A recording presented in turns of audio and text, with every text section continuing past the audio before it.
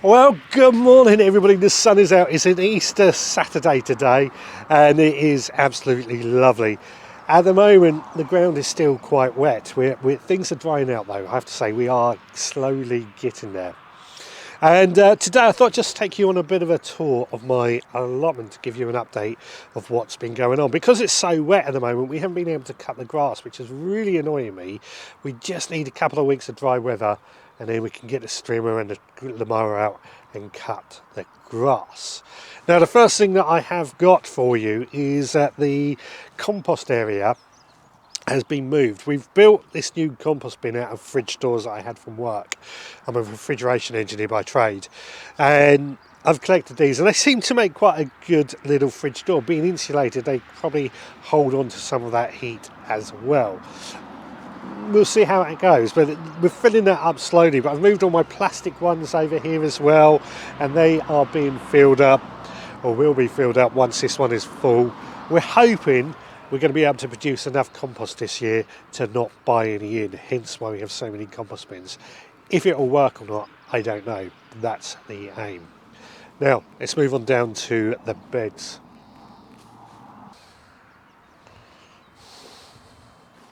Now, I've started to call all my beds by a number just so I can make it easy to recognise. So bed 1, 2 and 3 have got potatoes in what we've planted a week ago. They're showing no signs of life just yet, and I wouldn't expect them to. There's still plenty of time, but we're keeping a close eye on that. We're just trying to, of course, keep them weeded as we go. When I come here, I try and come to the allotment on a daily basis on the way home from work, only for about half hour every day. But I always start weeding in bed 1 and work my way through bed 1, 2 and 3 until I go right through the allotment. Just because you might spend a lot of time on bed 1 on day 1, but day 2 you only spend a few seconds, and it's easier to maintain that way by just spending a few seconds on each bed once you're at that point. Well, that also means at the moment this end looks better, but as we get down the further end we'll see more and more weeds. Anyway, bed 1, 2 and 3, potatoes, not showing any signs of life just yet. 4, 5 and 6 and 7 are going to be for brassicas this year. So we've been clearing away weeds, hoeing them daily.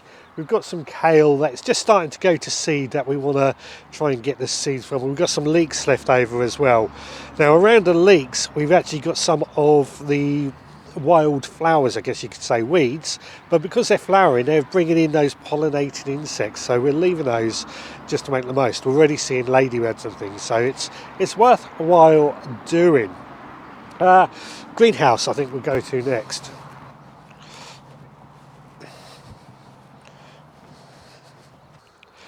Well, the greenhouses, so Uncle Tim's greenhouse, this one here, which isn't fully glazed yet. I'm going to have a big tidy up in there. That is my sort of focus for this next week, get this greenhouse and the gooseberry area just a little bit tidier, clear away all the weeds, that sort of thing. And I really do need to get this one glazed, but I haven't been able to find the right stuff just yet. I've spoken about this many times, but once that we can start using that for some of our brassicas just to get them ready before they go outside, before we fully glaze it, to be fair. So it's going to be used is what I'm saying. Grandad's greenhouse, we're not really using it to its fullest. We've got some onions in there that we sowed on Christmas Day. They just seem very slow at growing, but I've got a few tomatoes and things like that that are at home that are probably going to come down here fairly soon, thinking about it, and just start getting these or getting those into here. Again, I'm hoping the weather is going to improve. The strong winds are the concern when it comes to the greenhouse, because I'm worried the glass is going to smash and damage our plants. Now just outside both of these greenhouses we've got a couple of beds. One's going to be for parsnips this year and one's going to be for carrots. We've sown some carrots already, but they're not shown. We only done those last week again. So unlike at home where we've got things growing, the allotment's just a little bit further behind. Let's move on up to the top half of the plot now. Between the top and the bottom half of our allotment, of course, we have the allotment. We've been harvesting a few of those delicious rhubarb stalks lately. And, you know, it's early, end of March. We're eating rhubarb. It's pretty cool, I've got to say. We quite like rhubarb. The globe artichoke is looking pretty magnificent as well, and things are just really starting to spring into life. We're just hoping that this dry weather is going to continue, something I keep going on about, I know. Now, top half of the plot, as I said, we've got more beds. So sticking with the routine, the numbers, beds 13, 14 and 15, these are the big metal corrugated iron beds that I built. They the broad beans are in bed 13. We've lost quite a few broad beans with the wet weather, but what we have got is in flower, so you know we're still going to get broad beans out of it. Shouldn't be too long till they start producing as well. The other two beds are empty at the moment. We're just waiting for better weather. They're going to be for beans and peas. We've got peas growing at home again, so I've not popped them in at the bottom.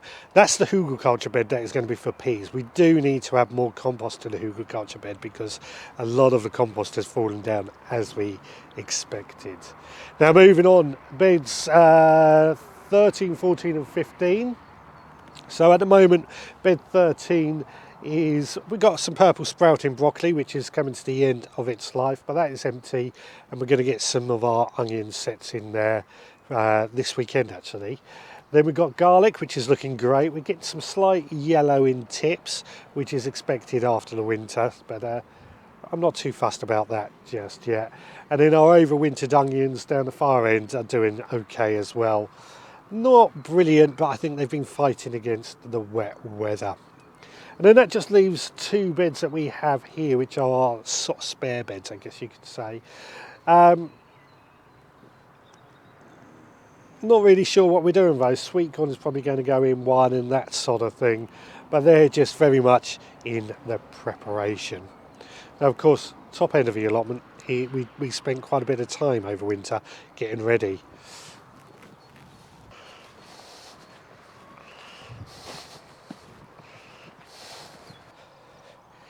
Now, some of you might be wondering what this bunch of sticks are here for. These are our hazel tree prunings. I've got a hazel tree that I grow in order to produce pea sticks and bean sticks here on the allotment.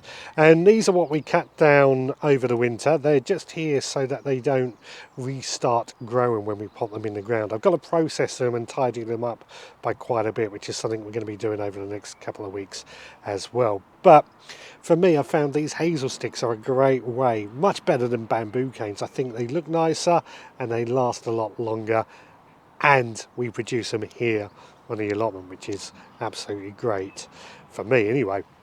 Now, this top part of the allotment, as you know, I've always had trouble with this top part of the allotment. So over the winter we pruned the blackcurrant bush quite heavily, and that has started springing into life. I think that is going to be much more productive over this year.